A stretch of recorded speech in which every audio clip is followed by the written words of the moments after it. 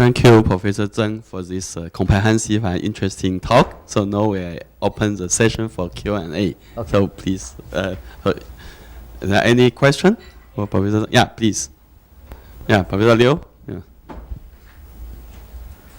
just want to ask a very simple question. Is the recently published Nature article a challenge to the traditional view that languages dominate in the Broca and Wernicke area, since words are spread all over the brain? So would that be a challenge to the traditional view in neurolinguistics? Well, it's actually, we begin to know more about a certain area is connected. From the functional connectivity view, there are certain different supporting language from different area, not just a single, but the main phonology, the main articulatory is still in the left hemisphere. So the main linguistic stuff still there, except when we talk about prosody and other kind of a emotional stressed pattern, then you can see that in the right hemisphere or in other area in the spread in the whole brain. So it's not really a challenge. The main is the same, but the challenge is how do we find the others that were supporting the whole language pictures as a whole. It's a whole. You know, we used to focus only just a certain articulatory, but now we begin to see people suffering from the right hemisphere. You said, 你去看电影. You can say it's very angry tone. You didn't study. You go to 看电影. The mother was very angry to her son. 你去看电影. And if this kid or someone who has a right hemisphere damage, a prosodic pattern will say, 你去看电影. Then you say, you are going to see the movie, and that's a very good movie. Take me there, take me with you. 你要去看电影哦. Then the guy will still say, 你去看电影. Monotone. Yeah, he couldn't have this part. But that's part of language too. It's language is just not just the word and sounding it out. It has a lot of emotional, connections. That's very important for understanding. Yeah. Other question? Yeah, Professor Zhang. I was interested in what you showed. One of the slides you shows the difference between the male and female brains, because male tend to be in direction and the female crossover. And I remember this is many years ago, more than 10 years ago, I heard somebody were making the argument that women, this is in America, somebody argued that some of the women scholars can be also writers, very creative. And they use this as an argument to say that actually they're better critics than male because they can only critic, but they do not create. So I want to ask you, maybe you can elaborate on this based on this picture. Well, that argument has been there for many people to think about. Women are more critical, preserved. They are more reserved. But now, when they try to output something, they don't get that ball. I think it's just there's a lot of, the distance between the two things is far away. We don't know much about creativity, how you work, and we don't know about this something that women, the cross hemisphere. But anyway, there's much still had to be learned. That picture that we're talking about is a very careful work about 800 and some subject, and from age 4 all the way down to about 20 to 70. So we begin to look at it, that we are able to look at the general pattern of male and female in terms of when they process information, they are utilizing female, the other side of the brain much better.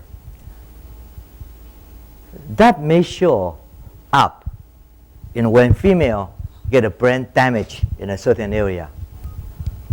They are able to recover much better, much faster than male. But one point that's very clear is once they show severe seizure, because when they're able to compensate, but when they are not be able to compensate, it must be very severe.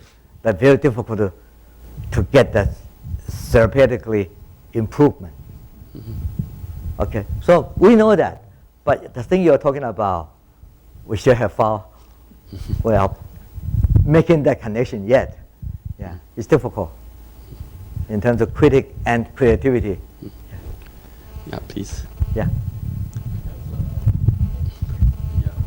I just wish to know about how about for the deaf people, they have not be able to hear the sound. How can they learn language as such? Is there any different way of the language learning? Okay. At this moment, the way we understand it, if this language, deaf people, are natural language just like spoken language, except in spoken language we use mouth and ear. But in the deaf people, they use eye and hand. So in terms of a lot of things we talk about spoken language in terms of, for example, phonetic. They also have phonetic in their sign. For example, they have shape, they have speed, they have, positions. This can be just like our phonemes. So in terms of acquiring to get a category of language linguistic unit, probably the same, except the modality is different. And so when we look at a sign language people, we ask the question is, if they get aphasia, they lost the speech, are they from the right hemisphere or are they from the left hemisphere? And the data so far is they are from the left hemisphere, just like spoken language people. So it's very clear. Yeah, that's what happens. So we are assuming at this moment these two processes are the same. Deaf people learning to sign and natural language, sign language. And spoken language and natural spoken language. The process probably the same process. Yeah. But the interesting thing is we are able to observe newly occur sign language much better. Because in some country, they don't have any sign language at all. Suddenly, you group them together. They begin to invent their own sign language. And then we begin to see what the rules behind it. So we trace them from year to year. Then they can see the pack, and then they have movement, the words, the tour, all this begin to show up in their sign, year by year. And then they regroup them. And the pattern is very similar to what when we have one immigrant to another immigrant, for example, the so-called pidgin language or creolization process, the pattern is very similar. In other words, there seems to be an innate kind of language acquisition device in terms of how to unfolding of this language ability and then making all these connections. Yeah. So it's kind of predisposed, but you have to use whatever kind of modality you are using. You are able to use it. That's the point. This is perhaps more a comment than a question on that last point. I would caution against the idea that there are two different populations, those that learn language well and those that learn language badly, because really, every bell curve has an upper end and a lower end at the tail, and that doesn't mean that there is two populations in there. It's one population that is diverse over thousands of different loci. Yeah. And there are a lot of people in the high end that have genetically very little to do with each other, and there are a lot of people in the low end that have got very, very little to do with each other. So I think if you just go ahead and say, I'm going to take all the good ones, I'm going to take all the bad ones, and they must have something in common, and then I'm going to do, my gene arrays or whatever, you're going to... that's a very important point. Biologically, we are looking at distribution that's a upper end and a lower end, and then there are variations in between. So we don't usually talk about two different types. Okay, so I think that's a very careful consideration that we are not looking at them in terms of different population or whatever, but we're talking about their variations, and there are certain things happening that make them in some area that's more slower in uptaking. But that compound with at the same time when the environment was available, you are not using it or you cannot use it, so make it difficult for you to do something later on. And the other thing is, it doesn't mean that they are bad. These people are bad in terms of cognitive ability. They are sometimes very good. We have people like Li Guangyao. Oh, he's well, a lot of people think he's very smart, very, a really spokesman, a politician, a nice designer and everything. But he's a dyslexic. Yeah. And that's run in his family too. His daughter has a dyslexic. They are reading very slowly. They overcome that. But that doesn't deter their ability to do important work. Cognitively, they can do something beyond just the dyslexic difficulty. And Li Guangyao is very interesting. He actually never talk about it, never say anything to other people that he has a learning difficulty in terms of reading, specifically reading. And so he tried to, in English school, he had a problem. So he began to ask a lot of Chinese teachers to teaching him to read Chinese. And he discovered that he also had dyslexic too. See, so it's kind of a more genetic than just when he decided to say, well, maybe just because of characters, writing systems, problems. It turned out not to be. And he also run in the family. So you can now his daughter is doing some study. His daughter is a pediatric neurologist, and now he's grouping a lot of people have certain same type, and then looking at their genetic sequence and try to find out is there anything that can map out. Yeah. So that's an interesting comment too, very important comment. Yeah. Other question? So may I ask a last question? Yeah. Okay, I just want to know if you have studied other group, other extreme, because right now we have a lot of multitasker. Okay, the kids is able to watching television and do the Facebook, interact with 10 people, and also other genes can say speak like a native speaker 3 languages, trilingual. So these kind of people, how their brain work? Well, that's another very important point that has been brought up these days. At one point people said, well, if you try not to be dementia, Yeah. learn new skill, or learning a second language. And they simply talk about that switching language is a good thing, cognitively more flexible. And the brain and certain studies support it. But in a recent, very careful review, doesn't seem to borne out that data. So there's still much to learn about the bilingual, trilingual. There are 2 or 3 types of bilingual, trilingual. Yeah. So They are some different. people just learn one language, translate. Other people learn and think with the same language. So this is different. And that's the reason that we are working on different Okay. languages. They come to learn Chinese from Hebrew background, from Spanish background, from Finnish background. They all come to China or Hong Kong or Taiwan. They're learning it. They're learning Mandarin. But we also have Mandarin, have to learn different languages. So mapping out both directions, and then do a longitudinal study to see what happened in terms of brain scan.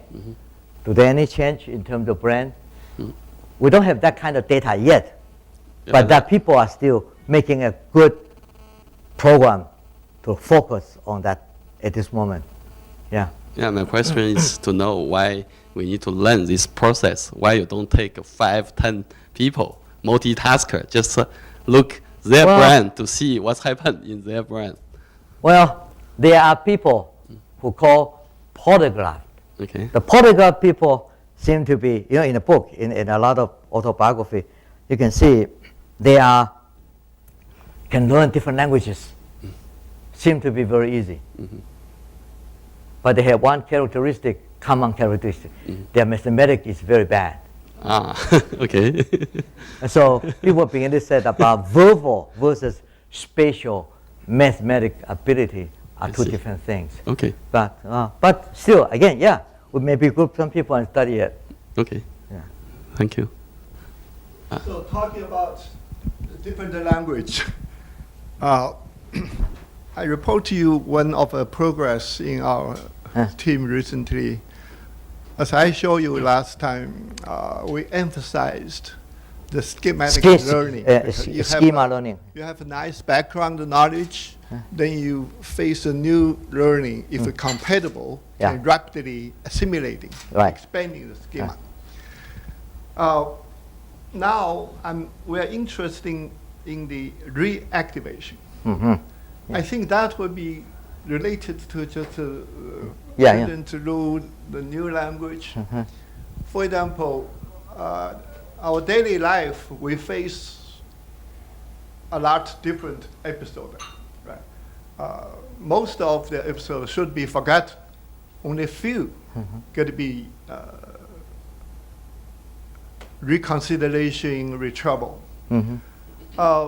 It's similar like language learning. The question on my mind is the previous knowledge, like a previous language.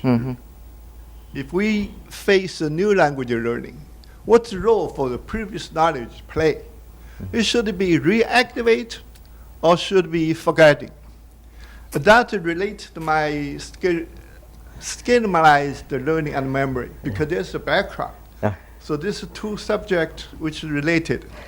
Now, my hypothesis is the previous the memory may be reactivated during the new learning. Then diminish the forgetting and also may facilitate the new learning. I think that may related to your language learning. You have Chinese like me, I learned English very later, like 40s. Early 40s, I started learning English. When I learned English, the Chinese always reactivate. So I never forgot the Chinese. And this activate is good for learning new language or it's better? Oh, okay. You are hitting the most difficult part of learning, okay? Because in your statement, you actually come up with two positions. One is very associative learning. Now we'll talk about, previous learning that can interfere with current learning we call proactive inhibition. And you are talking about, but it could be a reminding process that current learning not just impede previous learning, but previous learning can kind of somehow become a reminder of what in the structure that I can have, that I can do something. So these two positions are actually in the literature right now. Is reminding a good thing. And the interference, proactive inhibition, is in general. But I tend to think about proactive inhibition probably in a more basic level of associative learning. But when you're talking about your schema, that schema is always higher than the associative learning. So that can have a top-down process, much easier. And because of top-down process, you really can, the element among the is not important. Okay, the important thing is the whole schema, and that lets you to new information can be hang on this high schema to assimilate it much easier. Okay, but it's not the item by item interference by each other. Yeah. So it's two level that we are talking about. Yeah. Yeah. Okay. Yeah, that's a very interesting. So point. let's thank again Professor Zheng. And may I now invite Professor Wei Kuo to present a small gift to Professor Zheng.